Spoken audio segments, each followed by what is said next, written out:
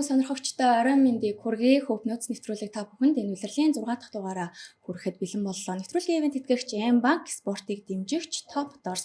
За энэ 7 хоногт дээдлийг маань завсарсан ч гэсэндээ сагсан мөмөг сонирхогчдыг уйдамгүй 7 хоног өнгөрлөө. За учир нь Зүүн Азийн Суперлигийн тэмцээнд клубын төвшөнд бид түүхэнд үргэлж яригдах амжилтыг үзүүлсэн байгаа. За дээрээс нь эдгээр өдрүүдэд мөн 13 хүртэлх насны улсын авар шалруулах тэмцээн болж байна. Мөн холбооны цомын тэмцээн дахин зохион байгуулагдаж байгаа. Багууд эхний тойргийн тоглолтуудаа хийж дууссан. За өнөөдөр мөн дасгалжуулагчдын халаас илгээний талаар, легионер тоглогчдын талаар бид илүү дэлгэрэнгүй статистик дээр тулгуурлан ярилцахаар бэлтлээ. Ингээд студид хамтран нэвтрүүлгийг хөтлөх төлөвлөгөөнтэйгээ энэ хэсэгт холбогдъё. За баярлалаа үзэгч та бүхэнд бас энэ үчи мэндийг хүргэе. Тэгээ сагсан мөмөгийн ертөнцид үнэхээр бас гайхалтай үйл явдлууд өрнөсөн юм 7 хоног байлаа.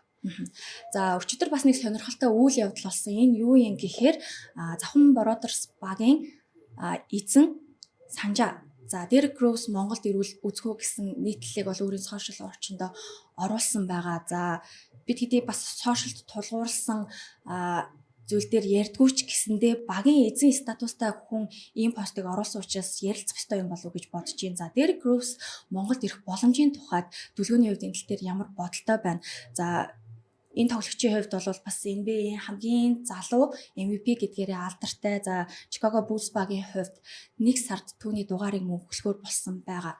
Роуз Монголд ирэх боломжтой гэдэг үлгэр. Санжаагийн хувьд бас яг багийн эзэн гэхээс илүү хөрөнгө оруулагч, тэ хамтран одоо эзэмшигч гэж явж байгаа. Тэгээд мэдээж хэрэг Дерек Роуз Монголд ирвэл сагсан бөмбөг сонирхогч, үзэгч, фанатуудын бидний хувьд бол үнэхээр сайхан мэдээ тэ. Тэгээ бас яагаад ирж болохгүй гэдэг юм үцэг байгаа. Гэхдээ тухайн тоглогч Монголд хүрэлцэн ирсэн ч гэсэн тоглогчийн дүрээр бус яг одоо юм цэвэр NBA-ийн одоо өндөр зэрэглэл тоглож исэн одоо стар гэсэн тэр статусаар л одоо монголчуудтай ирж мэдчлэх болоод гэсэн одоо бодолтой байна.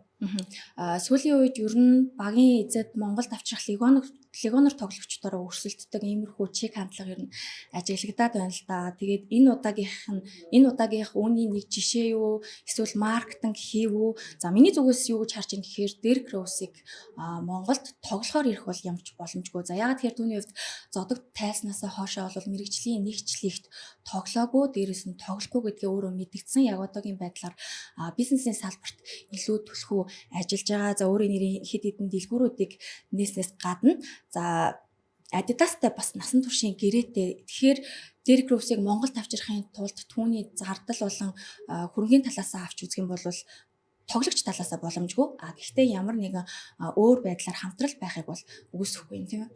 Тийм магадгүй нь одоо яг Adidas-ийн брэнд амбассадор гэдэг утгаараа ч юм уу тийм Монгол руу одоо чиглэсэн аялал жуулчлалыг дэмжих зорилгоор ч юм ирэх одоо бүрэн боломжтой. Дерек Роусаас гадна NBA-ийн одоо бүхэл төвшний тоглогчид болоод урлаг соёлынхан ч гэсэн Монголд бол ирэх боломжтой шүү дээ.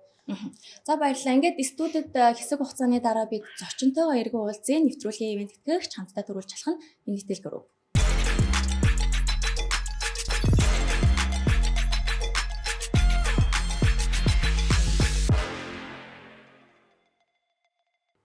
Эргэн тавтамаар үзэгчтэй Хөп нөөц та бүхэнд хүрч байна. За үргэлжлүүлэн та бүхэнд студид байгаа зочтой танилцуулъя. Өнөөдөр онцгой хүмүүсийг бас урьсан. За манай төлөвлөгөөнөөс гадна манай тайлбарлагч Оргил Мөнх за өчигдөр болсон бас Зүүн Азийн Суперлигийн тэмцээнийг та бүхэнд шууд дамжуулалтан дээр ажилласан тайлбарыг хүргэсэн байгаа. За мөн Omni Эрдэнэт Miners багийн шин цэргүүдийн нэг энэ багийн лидер гэдгээ ер нь улирал эхэлснээс хойш зарлаад байгаа энх баясгалан маань ирлээ. За та гуравт орой мэнд. Орой мэнд. За лиг завсарлаад бас цөөнгүй өдрүүд үлдлээ. Эдгээр өдрүүдийг ер нь тамирчид маань яаж өнгөрүүлдэг юм бол гэдэг их сонирхолтой байна. Баясаагийн хувьд энэ 7 хоногийн сониачнасаа сонирхолтой. За ямар ч юм хамгийн сүүлийн тоглолтоо 28-нд хийгээд за тэгээ лиг маань завсарласан байгаа. За яг энэ хугацаанд бол холбооны цомын бас нэг тоглолт хийсэн. Итог ерөөсөө багтаа оюутны лигийн багтаа нэг тоглолт хийсэн байгаа. За тэгээ бусдаар бол өдрийн 2 бэлтгэлээ хийгээл яг явдгаараа л явж байна. За Зүүн Азийн Суперлигийн тэмцээн рүүгээ эргээд орё. Энэ тоглолт өчигдөр хүлээлтийг давсан амжилтыг бол үзүүллээ. Тэгээд Солонгосын лигийн авар багийн эсрэг хасын хүлгүүд баг хэрхэн тоглосон бэ? За тойрноос хараад ярилцаад явъя гэж бодож байна. Эхний хагас бол ерөнхийдөө бас энэ тэнцүүхэн байсан шүү дээ. Оргил Мөнх тайлбарсан учраас бас илүү дэлгэрэнгүй мэдээллийг үзэгчдэд өгөөд явах гэж бодож байна. За яг тоглолтын үйл явдлаас өмнө Channel Seekers гэж ямар баг үүрэгтэй баг вэ гэдгийг үсгэлээ танилцуулж байна. Channel Seekers баг нь бол яг оршин тогтноод үүсгэн байгууллагатад бол ер нь хайцангуу удаж байгаа баг. Одоо нэг доорож 30-аас 40 жилийн нүүр үзэж байгаа баг. За гэхдээ яг оргил амжилт гэх юм бол ерөөсөө нэг сүүлийн 3-4 жил одоо багийн удирдлага солигдоод тэгээ хөрмөний эргэлтэн нэг өөр болж ирээд тэгээд түүхэндээ бол өвдөө нэг л удаа дотоодын лигийн авраг болсон тэр нь өнгөрсөн жил. За тэгээ улмаар BCL болон одоо яг энэ оролцож байгаа Зүүн Азийн Суперлигт оролцох эрхээ бол авсан. Тэгээ 3 лиг өнөр тамирчтай тэр 3-аар гуруула болтой л тоглолдог. Гэтэ өчигдөр Египт залуулах багийн одоо онооны лидер, лидер тамирчин өчигдрийн тоглолтод оролцоогүй. Босд одоо яг Солонгосын дотоодын тамирчид одоо тэр 5 дугаартай Ян Жисок гэж бол Солонгосын одоо гарцаа авахгүй өрсөлдөөнгүй номер 1 холбон тоглогч нь байна. Ийм л одоо хүчтэй баг бол байлаа. Үр дүн бол үнэхээр их даваатайгаар манай багийн өршлөөр өндөрлөө. Тэгээд 5-10 онооч бүхэл бүтэн 28 онооны зөрүүтэй энэ тоглолт өндөрлсөн байгаа. За 3 тоглолт хийсэн, 3 хожилтой, 100% амжилттай Зүүн Азийн Суперлигийн тэмцээнийг яг одоо хэсгээд тэргүүлээ явж байна. Баясаг хувьд энэ тоглолтыг юу үзсэн үү, юу гэж харна? Миний хувьд өчигдөр үзсэн байгаа. Тэгээд миний бодол гэх юм бол багийн систем ямар чухал вэ гэдгийг л өчигдрийн тоглолтноос нь олж харлаа. За тэгээд дээрэс нь хувь тамирчин болгоо яг өөр өөрсдийн хийх ёстой ажлуудаа хийж гин. За тэгээд яг гоцсон тоглолт явах үед бол Миллер тэгээ бас хэдэн алсын зан шидэлтүүдийг бол маш хэрэгтэй үед одоо эсрэг бага сэтгэл зүйн унгаах тийм тохиолдлууд хэд хийсэн байгаа. Тэгээд бас дээрэс нь өөр өөрсдөө бол үнэхээр сайн мэдэрдэг болсон байна. Асуу үлгэр багийн тоглогч нар. Одоо би нэг хин хаашаа гэх яах вэ гэдэг одоо нүдэрээ л ойлгоцож юм гэж харлаа өчигдрийн тоглолтын үед. Дэлгүүрийн хувьд Монгол тоглогчид дээрээ бас дүгнэлт хийвэл за Лигон Рейдийн хувьд бол хүлгүүдээс бас онцгой байлаа. Гэхдээ Монгол тоглогчдоос хин энэ тоглолтод илүү нөлөөгөө үзүүлсэн гэж харж байна. Тийм. Одоо бол энэ тоглолтод зөвхөн гараанд гарч тоглосон гэлтгөөс илгэн тоглож байгаа. Бүх тоглогчдын л оролцоо маш чухал байлаа.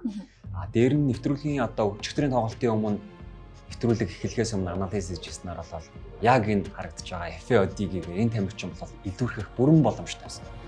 Яг одоо ихээр эсрэг багийн одоо гол оноо авдаг төвийн тоглогч энэ тоглолтод оролцоогүй гэдэг ч юм уу те. Дээр нь Ян Миллер бол үнэхээр энэ Зүүн Азийн лидер бол стаа гал нь унтарсангүй маш амжилттайгаар одоо хэсгээ тэргүүлж одоо өөрсдийн талбайгаа амжилттай хамгааллаа гэж харж байгаа. Дээр нь Монгол тоглогчдоос нэг тоглогчийг онцлооч гэвэл миний хувьд бол Азааг нэрлэв. Яг тэгвэл энэ тоглогчийн хамгаалалт мөн оновчтой нэг болгож байгаа хаалтын тоогоор яг одоогийн байдлаар бүх тоглогчдыг тэргүүлж байгаа. Аз өрөө дээр эхний хаст одоо энэ Channel Seekers нод дэлхийн өнөр Табаё гэж үүсэн шүү дээ. Эхний хагас бол нэг хэд хэдэн довтлогыг нь бол алдсан бай. Яг нэг эсрэг тоглолт. Дараа нь 2 дугаар хагас дээр бол бараг 2 дараас хамгаалт хийгээд өөрөө зөрж очиж хэд хэдэн довтлогоо. Тэн дээр би яг Азааг одоо туслаа. Яг нэг тамирчууны нэг хоош шар гэж байдаг. Тэр бүр талбай дээр байгаа шүү дээ. Тэр нэг дотроос толтол нь уудлаа даа гэж үзсэн. Солонгосын сагсан бөмбөг ер нь ямар төвшөнд явж ин гэж та гурийн хувьд хардаг вэ? Ер нь бол Азтай маш дээгүүр орно. За харин авраг баг нь Монголын багт 28 оноогоор хожигдлоо. Энэ үзүүлэлт юу гэлтэй чинь харж байна. За би нэг зүйл хэлээд одоо яг юм байна. Би бас яг өчтөр тайлбар одоо дуусаад байна. Channel Seekers баг одоогийн байдлаар улирлын яг дотоодын лигтэй шүү дээ. Улирлын амжилт нь 2 тоо. Гэтэ нэгт багтайгаа амжилт нь яг ижилхэн бөмбөгийн зөрүү өчлөөнө тоглолтын зөрүүгээр Channel Seekers тий 2 төсөн. Энд чи яг одоогийн байдлаар хөлгөө дотоодын лигтэй 6 төв. Гэвч бодохоор зүгээр л эмэгтэй нэг улирлын ихний л харьцуулалт л та. Гэтэл ингэж бодохоор одоо энэ хоёр улсын тий лиг нэг тийм дотоодын өрсөлдөөн ялгаагүй болцсон ч юм уу гэж бас нэг бодохоор нэг үнцэг бол гаргасан. Энэ тоглолт тэгээд 105 77 шүү дээ тий. Ерөөсө ойрхон онооны зөрүүтэй ч өндөрлөөгүй. Тэгээд Монголын лигийн өрсөлдөө ямар төвшөнд байгаа вэ? Манай лигийн авраг баг ямар чанартай вэ гэдгийг ерөнхийдөө Азад бол таниулсан тоглолт боллоо. Тэгээд энэ 7 хоногтос нөгөө Netflix-ийн шоу өнгөрсөн 7 хоногт ч гэсэн бид нэр ярьжсэн Монголтой таармаар байна. Сул баг гэд ярилцчихсэн тий солонгосчууд. За тэгвэл одоо бол сагсан бөмбөгөөр бол клубын төвшөнд бол хэрэггүй байна гэд ярилцж байгаа ах гэж итгэлтэй байна. Тийм. Баясагийн мааны хувьд одоо яг тамирчны хувьар гэдэг юм уу? Шгшээ багтайгаа юм солонгосын баг эсрэг тоглож ирсэн үү? Шгшээ багтайгаа бол Солонгос эсрэг тоглож байгаагүй. Яг клубээрээ багаараа очиж тэнд бэлтгэл хийж ирсэн. Шгшээ багаараа бэлтгэлээ хангахын тулд одоо Солонгостой чиж идэн тоглолтод хийжсэн баг. Тэгэхэд бол зэн ах нарын яриа байдаг шүү дээ. Бид нар бол их сургуулийн багт нь харах жаагаар хажигддаг. Наад чинь бол ер нь л одоо эхнээсээ л ажиллаад одоо зоод авахгүй шүү гэл тиймэрхүү яриа байдаг. Гэхдээ яг үндэ бол одоогийн төвчөнд бол Монголын тамирчтай орц өдөр бол мэдээж өссөн. За тэгээ Солонгост юу тэгж харах жаагаар хажигдах бол үе өнгөрцөн. Мэдээж өрсөлдөөнийг үзүүлж чадна гэдгээ бол бид нар 22 оны бэлтгэлийн сургалтын үеэр мэдэрчсэн. Тэгээд ер нь бол Солонгосын саксыг бас миний хувьд хараад хат сүүлийн хэдэн жилүүдэд бас Солонгос сакс нь өөрөө бас дотроо уналтанд орчод байгаа юм болов уу гэж хараад байгаа. Одоо юу гэдэг хөгжлийн дараагийн шат руугаа явахгүй яг тоглолтын хэм маяг ч юм уу систем нь яг нэг байран дээр байгаад байна. За тэгээд тэрний эсрэг нь бол одоо багууд бол ямар ч асуудалгүй тоглож байна гэж байна. Дээр нь нэг одоо юм Монгол тоглож байгаа импорт тоглогч нарын ялгаа байгаа тань л да. Бид нар энэ тоглогчдыг харсаар байгаад нөгөө бусад Азийн орны шилдэг багуудын импорт тоглогч нар биднэрт нэг тийм сайн юм шиг харагдаа болчих. Тэгэхээр үнэхээр Монголын одоо дээд лигт өндөр түвшний ийм тоглогчид ирж яалтчгүй тоглож байгаа юм байна гэдгийг бол саяны Зүүн Азийн аврах шалралт хэмжээгээр хангалттай харж чадлаа. За дээрэс нь дасгалжуулагчид байна шүү дээ. Бразил, Аргентин, Грек, Солонгосоос ч гэсэндээ дасгалжуулагчид ажиллаж исэн. Ер нь төрөл бүрийн л мэрэгчлэтнүүдтэй бид ажиллаж үзсэн учраас энэ нь бас нөлөөлж байгаа гэж харж байна. За тоглолтын статистик үзүүлэлт харагдаж байна тийм. За статистик үзүүлэлтийн хувьд бол манайх ерөөсөн энэ тоглолтнууд нийт тоглолтын статистик үзүүлэлтийг илүү хэж болох нүдэнгээр яг нэг л зүйлд дуусна хаалт блок 4-1-ээр манайх дутуу байгаа. Бос одоо бөмбөг алдалт, бөмбөг таслал тэг юу гэдэг юм бүгднгээр манайх илүү тийм. За 40 минутаас ихсэн бөмбөг байгаа. 31 минут манайх оноо илүү байсан.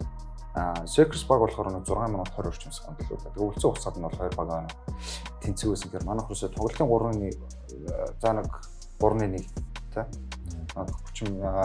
3-1-т нь бол нэг дутуу үгүй бол тэнцүү байсан. Үзнэ бол ингээд бүгдийг л эзэрхийг авсан да. Самбарын тоглолт бүр эзэрхийлсэн ийм үзүүлэлт бол сая харагдлаа шүү дээ. 40 самбар гэдэг чинь тий. Өрсөлдөгчөөс 18 одоо самбраас бөмбөг авалт гэдэг бол тэгээд тоглолтын онооны зөрөө ийм байх нь гарцаагүй л гэж. Тэгээ өмнөх дугаарууд дээр ч гэсэндээ ер нь бүгдээрээ айгүй ярилцдаг шүү дээ. Бөмбөг таслалт гэдэг чухал үзүүлэлтээрээс манайх илүү байна. За энэ тоглолтод оноо авалтаар хасын үлгүүд багийг тэргүүлсэн 3 тоглогчийн статистикийг хамтдаа харцгаая. За Зүүн Азийн Супер лигийн тэмцээний хүрээнд Ян Миллерийн хувьд яг одоогийн байдлаар оноо авалтаар 2-т бичигдэж байгаа буюу 30.3 хоног дундчилж байгаа. Дээр нь бол одоо энэ Амафей Одиги гэж энэ тамирчин болол дээд лиг дээр маш шүүмжлэлт дагуулсан хэд хэдэн тоглолтуудыг хийсний араас Азийн хүү тоглолтод ороод бас би ийм төвшин тоглож чадсан шүү гэдэг Монголд үлдэх тийзээ одоо саяны 2 тоглолтоор авчлаа гэж би бол харж байгаа. Оргил мөнх ерөөсөө дөнгөж өнгөрсөн 7 хоногийн дугаар дээр л тий жоохон шүмжлээд байсан даа. Найдвартай болсон гэж ярьж байсан шүү дээ. Үгүй одоо ихтэй ялчгүй аммаал барьлаа л та тий. Гэхдээ лигийн одоо статистик үзүүлэлт байгаа шүү дээ. F1 тэгвэл бүх тоглолтод орсон лигийн. Тэгээ стат нь 12 оноо 7 самбар гэхгүй. Одоо дээд лигийн хүрээнд шүү дээ. Тэнгүүтээ гадны лиг рүү очиод олон улсын тоглолтод очингуудаа за бүр тэр Net Packing эсрэг 21 самбар авсны 11 довтлооны самбарч байгаа шиг тийм. Тэгээ олон улсын тоглолтод тэгэл гарцаа байхгүй бол бүр үнэхээр шилдэг гоцлоо байна л да. Тий, одоо Зүүн Азийн Супер лигийн тэмцээний хүрээнд бол самбарынхаа тоглолтоор тэгээд тавч явж байгаа. За хоёрын хувьд хаалтаараа 3-т 2.3 хаалтыг дундчилж байгаа байна. Импорт тоглогч нар дээр баясаа ус мэдж байгаа хэ нөгөө нэг бонус цайлын энэ төр ингээд өгдөг шүү дээ. Өөр тэмцээнд, лигээс өөр тэмцээнд оролцож байгаа. Тэр бас нөлөөлдөг болов чи юу гэж бодож байна? Ингэж өөртөө шахаж тоглох. Тий. За яг ер нь бол анзаараад ахт одоо манай Монголын улирал бас сагсны улирал бас удаан хугацаанд явдаг болсон шүү дээ. Тэгэхээр яг энэ удаан хугацаанд бас легионер тамирч тооцоод ах шиг байна. Одоо яг ингээд бүх тоглолтын дээр өөрийгөө зориулаад ч юм гэх юм бол бэрхтлийн тэлтэй эрсдлээс өөрийгөө сэргийлээд ах шиг байна. Тэнгуудлаа олон улсын ECL болон BCL-ийн тоглолтуудад оролцохдоо эдгээр ингээд яг тэнд чинь бол олон улсын тоглолт болж байгаа болохоор мэдээж олонний анхаарлыг илүү татж байгаа. Тэгээ тэн дээр өөрийгөө харуулахыг илүү их хүсдэг юм шиг надад бол анзаарчихсан. За дараагийнхаа сэдв рүү шилжиж энэ 7 хоногт өнгөрсөн 7 хоногт бид нэр ярьжсэн те спортын төв ордны уур амьсгалыг за тэр 4 тагтааг хүртэл ярьжсэн тий. За тэгвэл холбооны цомын тэмцээн спортын төв орнд эдгээр өдрүүдэд үргэлжилж байгаа. Тэгээд Баясагийн хувьд итүгний эсрэг тогсон байгаа. Тэгээ энэ онолт их сонирхолтой байна. Тэгээд тухайн тоглолтын тухайд ордондоо буцаж очиж тоглоход ямар мэдрэмж төрж байв? За манай эхний тойрогт дээр итүг ерөөсөд оюутны лигийн багтаа таарсан байгаа. Тэгээд яг онолт нь бол одоо ингээл ранкараа л оносон юм шиг байлаа миний ойлгосноор. Тэгээд итүг ерөөсөд багтаага тоглосон. За ордондоо буцаж очисон мэдрэмж сэтгэл бол үнэхээр гоё байсан. Би бараг 20 оноос хойш спортын төв ордонд очиог байж байгаад тэгээ саяны тоглолтоор хойш тоглосон. За тэгэл бүх юм дотн санагдсан да. Яг тийш яваад ороход одоо өмнөх тоглолтуудын дурсамжууд тэгэл бүх юм одоо сэдэрж исэн. Дээрээс маань ордон маань жоохон жижигхэн болсон юм санагдсан. Одоо үзэгчд нь илүү ойрхон байгаа юм шиг санагдсан. Тэгэл бүх юм л гоё шинэлэг сонирхолтой байсан. За холбооны цомын тэмцээнд болохоор 32 баг эмэгтэй 16 баг оролцож байгаа. Тэгээд оюутны лигийн багууд нэлээд олон онооны зөрүүтэй дээд лигийн багуудад хожигдож байна. За ер нь тоглолтуудын үр дүн бол баггүй онооны зөрүүтэй. Тэгээд энэ тал дээр ер нь ямар байр суурьтай байна. За холбооноос тавьж байгаа гол зүйл нь бол ерөөсөө л тэнцвэртэй байдлыг хадгалах гэхээсээ илүүтэйгээр туршлагажуулах. Энэ удаагийн холбооны цомын тэмцээнд ерөнхийдөө дээд лигийн тамирчид гэхээсээ илүү оюутнуудтай ийм хөгжлийн лигийн багуудтай илүү хэрэгтэй гэсэн үндснээс энэ тэмцээнийг зохион байгуулж байгаа. Энэ тал дээр. Тийм мэдээж хэрэг дээд төвшин тоглолтог нөгөө үзэж харж дэмждэг хүмүүстэйгээ нэг талбад гараад тоглоно гэдэг бол ерөөсөө оюутны төвшнэгчдэр хөгжлийн лигийн төвшнэгчдэр бас л мөрөөдөл шүү дээ. Гэхдээ ийм боломж бол улс орон болгонд байгаад байдаггүй тий. Тийм учраас тэр одоо залуу тоглогчдын хувьд бол жинхэнэ одоо дээд төвшин тоглож байгаа мэргэжлийн хүмүүс эсрэг өөрийгөө харуулах юм боломж гэж нэгдүгээрт нь бол харж байгаа. Дээр нь ерөөсөө ганцхан тоглолтоор шийдвэрлэгдэж явж байгаа нь бас маш сонирхолтой байна. Энд дээр бол нэг одоо юу гарсан дээдлэг эмхтэй баг тэр тий. Тэр чинь итүүгийн ерөөсөө дээдлэгийнхаа тий багийг хожиж байгаа. Хожигдчихж байгаа тий. Тэгээд аврах багийн хувьд 100 саяын шагналтай. За дэд байрын багийн хувьд 50 сая, 3 4-р байр 25 сая гээд. Тэгээд өнгөрсөн 7 хоногт бол ярьжсэн шүү дээ. Хөгжлийн лигийн баг ч юм уу оюутны лигийн баг төрүүлэхийг үгүйсэхгүйгээд гэхдээ энэ 7 хоногт холбооны цомын тэмцээнийг 1-р тойргийг үзсний дараагаар бол тийм зүйл болох хараахан боломжгүй юм шиг санагдлаа. Тэгэхээр ерөнхийдөө дээд лигийн багууд маань бол ур чадварын хувьд яг одоогийн байдлаар нэлээд ялгаатай байгааг ер нь харсан болов гэж бодож байна. Гэтэ яг 2-р шат болон хоошоогоо юу болохыг бол хэлж мэдэхгүй юм л да. За металл болон мос шонхрууд за энэ хоёр багийн тоглолтын тоймыг хүлээн авч үзцгээе. За энэ тоглолтод бас нэг гайхшруулмаар статистик үзүүлэлт гарсан. Тэгээд Цэдэв сүрэн маргад нар онцгой байлаа. Шонхруудад Баясагийн хувьд бас тоглож ирсэн тийм. Тийм би мос шонхруудаас яг 4 жилийн хугацаанд яг оюутны лигтэй тоглосон байгаа. Тэгээд төгсөөд дээдлэг рүү орсон. Аль багаас нь тоглож үзсэн тоглогчийн хувьд Баясаа энэ тоглолтыг юу гэж төгөж байна? За би яг энэ тоглолтыг яг харах үзэж амжаагүй. Тэгээд энэ тоглолтын дараа би яг ууган баяртай уцаар ярьсан л та. Тэгээд юу болоод байна гэж би ярихгүй нөгөө статистик үзүүлэлтийг харчаад тэгсэн яг ерөн цаар чинь бол маа дүүнэрийн хувьд бол яг урдтай байна. Одоо бидний эсрэг амар хичээж тоглож юм. Гэхдээ яг нөгөө хийх гээд байгаа юмнууд нь бол бас мэдэгдээд байлээ гэсэн юм ярьж илээ цаацаад бөмбөг тасалтынхаа яг тэгж ярьж илээ. Тэгээд мэдэгдээдсэн болохоор би одоо 10 хэдэн бөмбөг тассан гэдэг юм уу те. Ерөнхийдөө уншиж чинь гэсэн үг ч те үйлдэл бүрийн тоглолтын үйлдэл бүрийн ер нь уншиж байсан. Тэгээд жижиг хувьд өөрөө одоо би яг 2 жил хамт тоглосон. Яг хувь тоглогчийн хувьд бол одоо маш ухаалаг тоглогч л та IQ өндөртэй тоглогч. За тэгээд тэр хамгаалалт автолгоон дээр өөрийгөө яг үнэхээр 100% зориулж чаддаг. Тэгээд багаа гоё манлайлаа тоглодог. Одоо бас үнэхээр сайн тоглогч. Тэр нь бас ордон нь хөөгөл гэсэн юм уу та гэдэг шиг тий. Дээдлэгийнхаа гарааг эхлүүлж исэн спортын төв ордоноос эргэж тоглох түүнээ бас маш гоё байсан байна.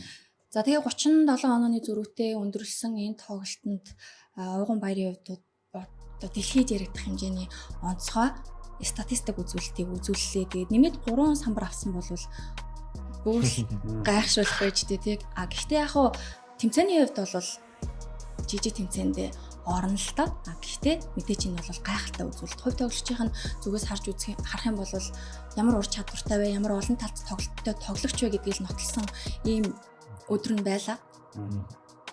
Энэ үзүүлэлтийг одоо Булган аймгийн тоглогчоос өрхийн үзүүлэх үү. Тэгээд ууган баяртай юм. Энэ завшааныг ашиглаа бас баяр хүргэмээр байна. За баяр хүргээ. Тэгээд NBA-д л гэхэд ердөө дөрвөн тоглогч л одоо энэ quadruple double-ыг хийж исэн байт юм билээ. Тэгээ Монголын лигт ямар байсныг бол мэдэхгүй байна. Статистик үзүүлэлтийг ер нь бол би саяхнаас л хөтөлж эхэлж байна. Тэгээ өнгөрсөн 7 хоногт Индрагийн 1000 оног ярьж исэн. За туудахгүй бас эрэгтэй тоглогчдынхаа статистик үзүүлэлтийг илүү наривчлан бид дараагийн дугаараас та бүхэнд хүргэнэ. Үргэлжлүүлээд Майнерсийн талаар ярилцъя гэж бодож байна. За энэ улирал Майнерс ирсэн. Тэр сонголтынхаа талаар гол шалтгаануудын нэг нь бас баяр цогт дасгалжуулагч байсан болов уу гэж харж байна. Storms тоглолдог байхдаа бас баяр цогт дасгалжуулагчийн удирдлага доор байсан. Дээрээс нь төрөө ах байна те би биенийхээ арга барилыг маш сайн мэддэг тоглогч тэр ерөнхийдөө ирчээд байгаа шүү дээ. За ямар ч энэ улирал өнгөрсөн улирал дуусаа тэгээд ерөнхийдөө бол Эрдэнэт Майнерс баг руу нэгдэх шийдвэр гаргасан. За тэгээ яагаад тэр шийдвэр гаргасан бэхээр яг тавьчихаа ярихад бол бишрэл металл багтаага тохиролцоон дээр харах үр хэмжээгүй чадаагүй. За тэгээд ерөнхийдөө би бол багасаа явах шийдвэр гаргасан. За тэгээд бас Эрдэнэт Майнерс багийг сонгосон гол шалтгаануудын нэг бол ялч баяр цогт тасгалжуулагч мөн. Оюутны лигээ дуусгаад анх одоо мэргэжлийн тамирчин болъё, дээд лиг рүү оръё гэж одоо өөрөө шийдэхдээ баяр цогт тасгалжуулагч өөрөө би сонгож ирж ирсэн. Тэгээд ялч бас ер нь бол маш том нөлөөс. Төрөө ах манай 3 дахь дугаарын зочноор оролцсон баха. Тэгээд тухайн үедээ Санчо бит хоёрын хувьд багийнхаа залуу лидерийг дараагийн үеийн лидерээ их баясгалан гэдгийг хүлээн зөвшөөрж байгаа гэдээ өөрөө бүр ингээ амаараа ярьж исэн. Тэр нь чамд яг өөрт чи яаж мэдрэгдэж чинь арай их ачаа өөрж байгаа юм шиг ер нь санагдаж байна уу тий? Майнерстай улирлын эхний тоглолтууд бол бас мэдээлэл хийсэн тоглолтууд цөөнгүй байлаа. Танай багийн хувьд хамгаалтаараас энэ улирал онцгой байгаад байна тий. Ихэнх товтлогоонууд бас чам дээр суурилсан товтлогоонууд маш их байх шиг байна. За яг бид нэр манай багийн хувьд сая лиг эхлэхээс өмнө Хятад руу бас 14 хоногийн хугацаанд бэлтгэлд явчаад ирсэн байгаа. За тэгээд тэнд одоо нийт 8 тоглолт хийсэн. 7 CBA багтаа нэг оюутны лигийн их сургуулийн багтаа тоглолтууд хийсэн. За тэгээд яг тэн дээрээс тэнд явсан бэлтгэл бол маш үр дүнтэй байсан гэж бодож байгаа. Тэрнийхээ үр дүнг бас FC эсрэг одоо хамгийн ихний тоглолтын дээр багаараа гаргаж чадсан байх гэж бодож байна. Тэгээд яг багийн залуу лидер гэхээс илүү ер нь зүгээр одоо Болор Эрдэнэт хоёрыг одоо ах нарын хувьд одоо сайн дэмжиж ийн л гэж харж байгаа. Биднэрт боломжийг олгож ийн, зааж сургаж ийн. Тэгээ энэ дүүнэрээ цааш нь ингээд илүү амжилттай болохын тулд бүхнээр одоо дэмжиж байна л гэж харж байна. За надад нэг асуулт байна. Майнерсын талаар Майнерс ахлах дасгалжуулагч баяр цогт. За тэнгуүтээ туслах хоёр дасгалжуулагч нэгэн серб нөгөөх нь хорват гэж санагдаад байна тийм. Тэгээд энэ гурван хүний хоорондын одоо ойлголцол юм ойлголцолтой одоо communication талаас нь ямар хөө байна? За яг дасгалжуулагчийн багийн хувьд бол яг л бүх дасгалжуулагч нар өөрсдийнхээ хийх ажлуудыг хийгээ явж байгаа. За жишээ нь манай хорват дасгалжуулагч бол биеийн хүчнээс дасгалжуулагч байгаа. Тэгэхээр яг тэр хүн бол тэр ажлаа хийн. За манай серб дасгалжуулагч бол хамгаалалт товтлогооны систем дээр ажилтдаг туслах дасгалжуулагч байгаа. За тэр хүн бол бэлтгэлийг өдөрт зохион байгуулж явж байгаа. За бэлтгэлээр хамгаалалт товтлогооныхоо юмнуудыг тэр хүн хийлгэж байгаа. За head coach-ийн хувьд бол яг тоглолтын дээр одоо том шийдвэрийг тэр хүн гаргаж ийн илүү тамирчтай мэдж ийн гадаад хүмүүсээс илүү те гадаад коучнаас илүү Монгол тамирчтай илүү мэдж ийн. За тэгээд яг л тусынхаа ажлыг л манайхан хийгээ явж байгаа юм. Тэр нь бас Майнерсагийн одоо импорт тоглогч нарын хувьд одоо нөгөө өсөглөн гэдэг шиг маш дайчин тоглолтыг үзүүлээд байна л та тий. Пенийг бол угаасаа манайхан бүгд мэдж байгаа шүү дээ тий. Ямар тоглогч лээ одоо хэд гişэл дээрж байгаа лээ. За манай Чадвэн гэдэг манай багийн том импорт тоглогч байгаа. За тэр тоглогчийн хувьд бол одоо анхных нь олон улсын лиг болж байгаа. Энэ жилийн хувьд. За тэгэхээр тийм болохоор илүү нөгөө нэг өөрийгөө харуулъя тий. Одоо ингээд манай Монголд анхныхаа лиг тоглолцоод гадагшаа одоо Евролигийн мундаг том тамирчин болсон тоглогч одоо жишээ нь байгаа шүү дээ. Тэгэхээр яг ингээд тамирчид бас яг тийм хандлагаар ирдэг юм байлаа. Руки гэдэг утгаараа бүхнэл зориулт юм байлаа. Тэгээд одоо За бас манай энэтхэг тоглогчийн хувьд ч гэсэн ялгаагүй. Бас анхных нь олон улсын тэмцээн лиг болж байгаа. Тэгээд энэ хоёр тоглогчийн хувьд бол одоо бэлтгэл дээр, тоглолтын дээр өөрөөсөө харж болох бүхэл зүйлээ гаргаж байгаа хандлагын хувьд бол одоо маш их таалагдж байгаа. Секугийн хувьд бас сайн тоглогч ирсэн байсан те. Секу гэдэг нэр өгсөн байгаа гэж сонссон юм байна. Тий, бид нар ч өөрөө наваг Секу гэж дуудаарай л гэсэн. Яг хаа бичгэд бол Сехон юм уу те. Гэж яаж ийсэн. За Баясагийн хувьд ер нь энэ улирлын өрсөлдөөнийг эхний байдлаараа яаж дүгнэж ийн 100 нь бол бас солиотой зунуудын нэг байлаа шүү дээ. За энэ жилийн өрсөлдөөн бол мэдээч та бараг л өмнөх жилүүдээс хамгийн илүү өрсөлдөөнтэй улирал болох л гэж харж байна. Хүснэгтийн байрлалын хувьд. За тэгээ багуудын хийсэн сэлгээний хувьд те. Тий, бас л сенсацтай өнгөрлөө. Тэгээд бас гаднаас одоо манай гадны лиг тоглодог байсан, гадаад тоглодог байсан Монгол тоглогч нар маань ирж байна.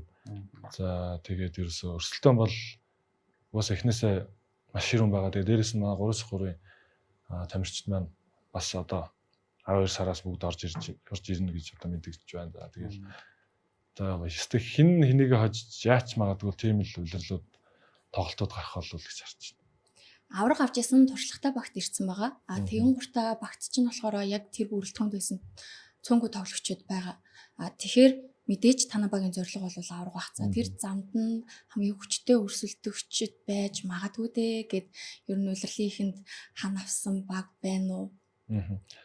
За тэр энэ гэхээс илүү яг бүгдээрээ л айгу ширүүн байна. За тэгээд одоо хөшлийн лигээс орж ирсэн хоёр баг ч гэсэн одоо лигийн хуучин багуудтай ямар өрсөлдөөний гаргаж байгаа бүгдээ харж байгаа тий. Тэгээд өөртөө яг тэр энэ гэлтгүү одоо бид нар бол бүгдээрээ яг өмнөх тоглолтууд дээр л фокуслоо төвлөрөөд явж байгаа. Тэгээд ямар ч тоглолтыг ямар ч багийг басч болохгүй. Тэгээд басж байгаад бас хожигдсон тохиолдлууд бас гардаг шүү дээ. Хожигдсон хожигдсон билүү тий. Мах Brothers тэгээд Bodens хоёр шүү дээ. Тэр Brothers-тэй тогсон тоглолтын дүүрээ ягаад тогтолтой тэр гарах вэ? Миний тэр тоглолтын дээр юу байсан? Гэмтэл жоохон Ахилс гэмтэлтэй жоохон ягаад тэн дээр нэг үзүүлээд яг тодорхой оншоо гаргасныхаа дараа тоглолтонд орё гэсэн тэм шийдвэрт хүрээд тэгээд тэр тоглолтыг үзсэн. За ингээд үзэгчтэй хэсэг хугацаанд хөв нууцыг бид завсарлуулан эргэж ирэхдээ легионер тоглогчдын талаар илүү дэлгэрэнгүй ярилцах болно. Хөв нууц нэвтрүүлгийн ивент тэтгэгчээр Сагсан мөнгөний спортыг дэмжигч Coca-Cola KFC.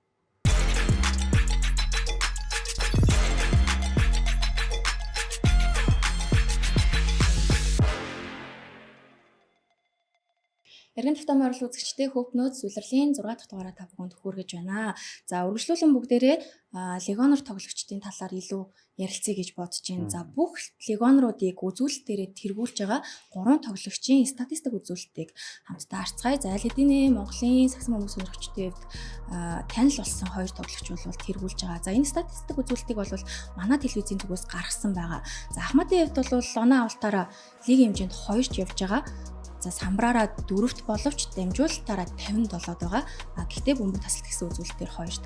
За мөрийн хувьд бол Монголын лигт бас хамгийн олон трипл дабл төлөвлөдөг тамирчдын нэг байгаа. За Warren-ы тухайд бас энэ улирал ирсэн легионерууд дундаас онцгорч байгаа тоглогчдын нэг гэж бол бодож байна. За энэ 3 легионер дээр дүгнэлт хэлвэл. За тэгээд яг 3 тамирчны хувьд бол Warren-ы нөгөө хоёроос ялгарх зүйл нь бөмбөгийг нөгөө хоёрт гарцуулах нь арай бага юм шүү дээ. Маккенси мөр бол Ахмад гэсэн тамирчдаг бол одоо хэр хэмжээд бөмбөгтэй тоглодог вэ гэдгийг бол мэдж байгаа тийм. Тэгээд Ахмад Гилбертийн одоо ерөөсөө яг улирлын ихэнд өнгөрсөн улирлын ихэнд ч гэсэн юм байсан. Оноо авалтаараа ингээл тэргүүлээд эхэлсэн. Тэгээд гол нь плей-офф руу орж ирээд бас нэг хэд яг нэг плей-оффын эхний шатн дээр бол бас эвгүй болсон шүү дээ. Нэг яг тоглолтоо олж чадахгүй Найтстэй таарсан тийм.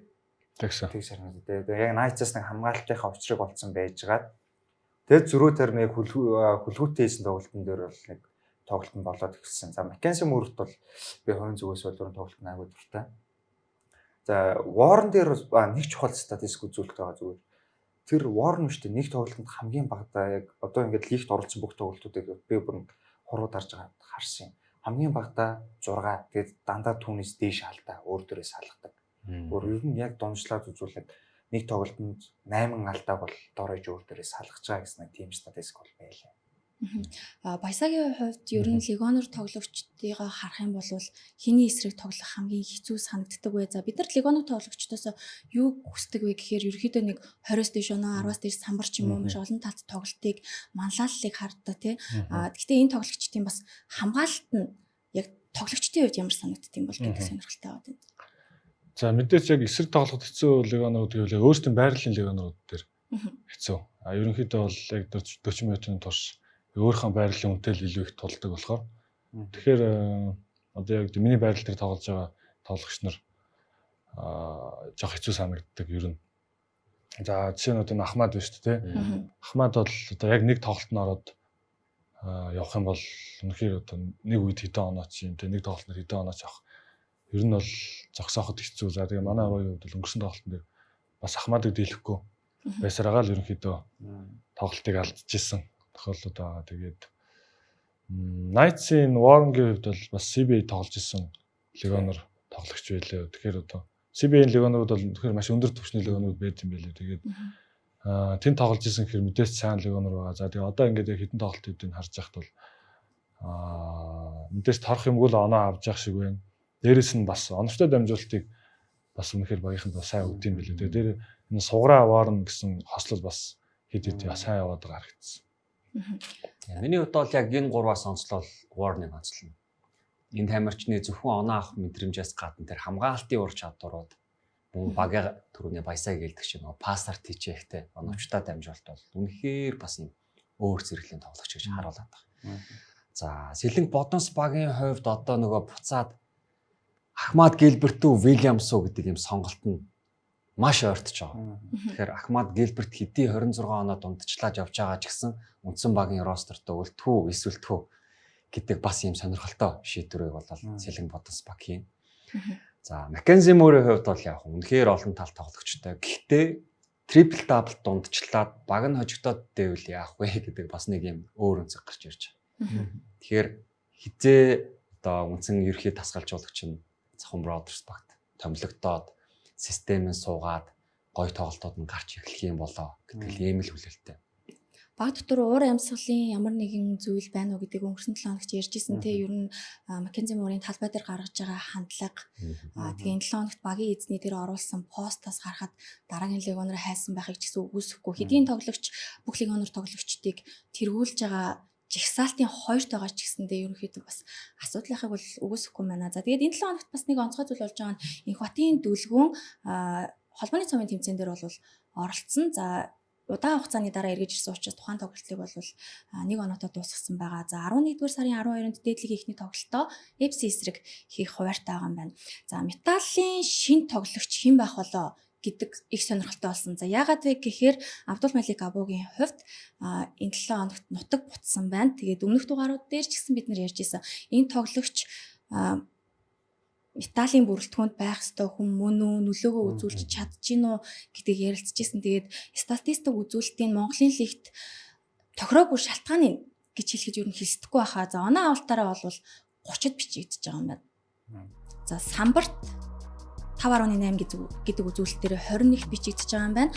Дамжуулалтаараа 0.5 буюу 100. За энэ бол яг хөө мэдээж байралтай холбоотой бах. Гэхдээ л ямар нэгэн тоглогчийн нөлөө харагдахгүй байсан юм болоо да тийм энэ тоглогч дээр юу нөлөө вэ? Одоо бол 5-6 тоглолтод оролцоод яг багт хамгийн өндөр нөлөө үзүүлэх импорт тоглогч ийм үзүүлэлттэй байна бол мэдээж ирэх хангалтгүй. Тэгээд Металлын одоо удирдлагуудын хувьд ч гэдэг юм уу тасгалжуулагчтай бол нэлээд л бас урт хугацаанд хангалттай харсан юм болоо тийм. Гэтэ бид нар бас Абдул Малик Абу гэж энэ тоглогч хайлайтст бас шууд итгэж болохгүй маа гэдэг бас л нэг юм сургамжийн үйлдэл буцлаа гэж би бол харж байна. Одоо ингэж шүү дээ. Улирал дууслаа зөө. Тэнгүүт одоо багийн удирдлагууд багийн одоо нарын албаныхын легоноор тэмцдэг хизэнээс эхэлж судалж байна. Яг энэ Абдул Абугийн өнгөрсөн лигүүдийн одоо ерөн карьерийн зүгээр дундаж үзүүлэлтийг харахад бол аюул тааруу юм лээ шүү дээ. Одоо яг өчигдөр хөлгөөд тоглосон Channel Seekers багт гэхэд 2-3 жилийн өмнө тоглож ирсэн. Тэгээд 6 оноо 3 самбар мамбартай ижлээ.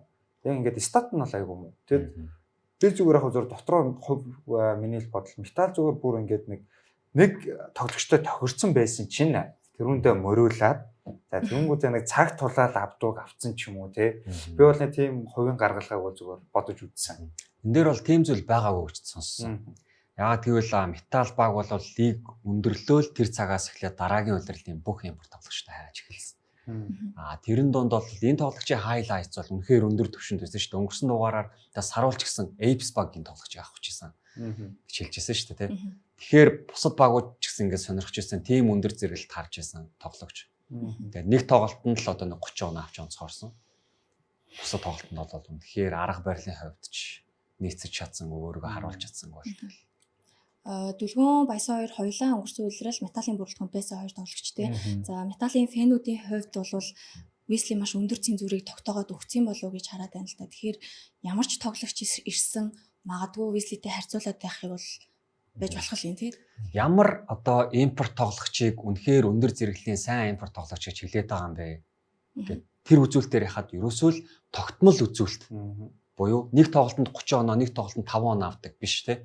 Яг нөгөө 20-10-аа дундчилдаг ч юм уу. Тим тоглогчдыг л одоо Монголын лиг сагсан бөмбөг сонирхчид багууд менежерүүд хүсэж байгаа шүү дээ.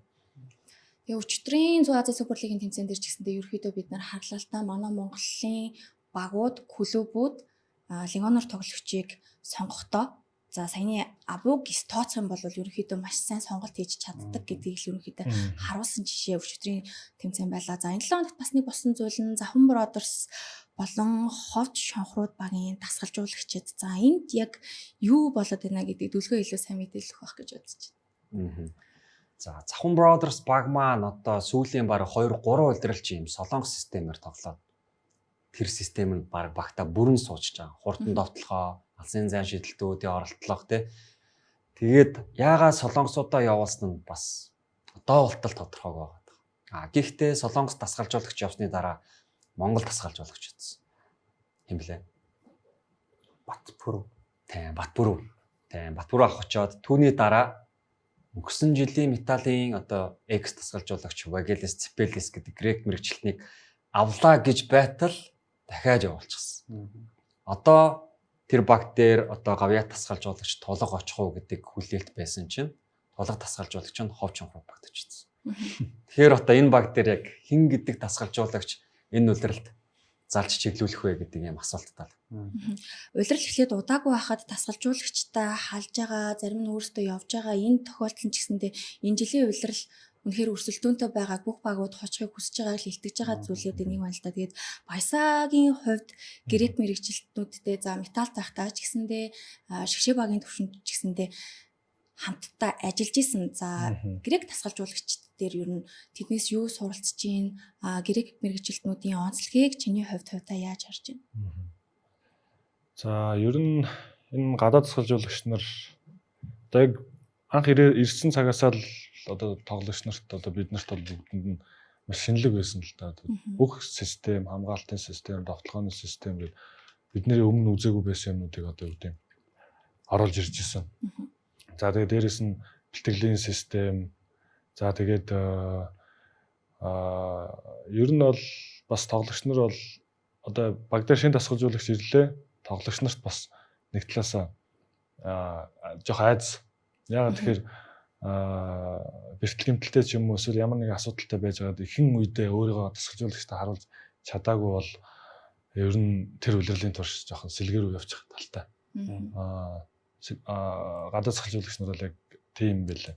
За тэгээ нэг тоглогчоо ч юм уу эсвэл одоо ингээд яг жоохон үнэлэхгүй байх юм бол тэр тамирч нөгөө тэр улирлын турш үнэлэхгүй байх. Жишээ нь нэг тоглогчоо сайн ингээд харчих юм бол тэр тоглогчийг бол улирлын турш сайн тоглуулж чадна.